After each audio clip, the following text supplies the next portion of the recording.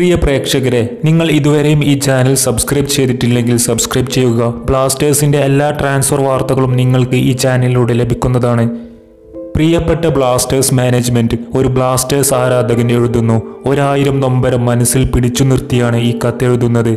ഞങ്ങളുടെ ഇടനെഞ്ചിൽ തീയാണ്. ഞങ്ങൾ ഇത്രയേറെ സ്നേഹിച്ച വേറൊരു ഫുട്ബോൾ ക്ലബ്ബും ഉണ്ടാകില്ല.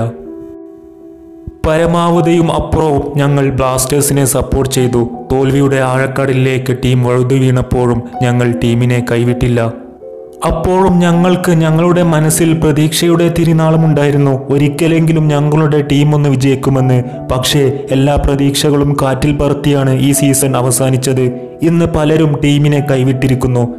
50,000-ഓളം ആരാധകർ വന്നിരുന്ന നമ്മുടെ കൊച്ചി സ്റ്റേഡിയത്തിൽ ഈ സീസണിൽ ആകെ വന്നത് വെറും 5,000-ഓളം പേർ മാത്രം. പക്ഷേ എന്നിരുന്നാലും ബ്ലാസ്റ്റേഴ്സിനു വേണ്ടി ചങ്കു പറിച്ചു നിൽക്കുന്ന ലക്ഷക്കണക്കിന് പേർ ഇപ്പോഴും ഉണ്ട് കേരളത്തിൽ. കാരണം ഞങ്ങളുടെ ഹൃദയമാണ് കേരള ബ്ലാസ്റ്റേഴ്സ്. പ്രിയപ്പെട്ട ബ്ലാസ്റ്റേഴ്സ് മാനേജ്മെന്റിനോട് വളരെ സങ്കടത്തോടും വിനീതവുമായി പറയാനുള്ളത്, അടുത്ത സീസൺ ഒരിക്കലും ഇങ്ങനെയാകരുത്. ടീമിൽ പുതിയ സ്പാനിഷ് മിഡ്ഫീൽഡർമാർ വരണം. ഇപ്പോഴുള്ള ഫോറിൻ താരങ്ങളെ മുഴുവനും ഒഴിവാക്കി നല്ല താരങ്ങളെ കൊണ്ടുവരണം.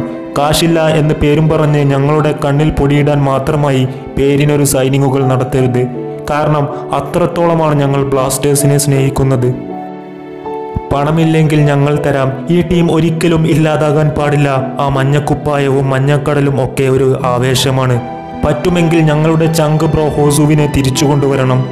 ഗോൾ കീപ്പർമാരെയും ഡിഫൻഡർമാരെയും ഇനി നമുക്ക് ആവശ്യമില്ല. ഫിനിഷിങ്ങിലാണ് നമ്മൾ കൂടുതൽ ശ്രദ്ധ കേന്ദ്രീകരിക്കേണ്ടത്. ഞാൻ അവസാനിപ്പിക്കുകയാണ്. അടുത്ത സീസണിൽ പുതിയ മിഡ്ഫീൽഡർമാരും സ്ട്രൈക്കർമാരും എത്തുമെന്ന പ്രതീക്ഷയോടെ ഞാൻ നിർത്തുന്നു എന്ന് ഒരു ബ്ലാസ്റ്റേഴ്സ് ആരാധകൻ.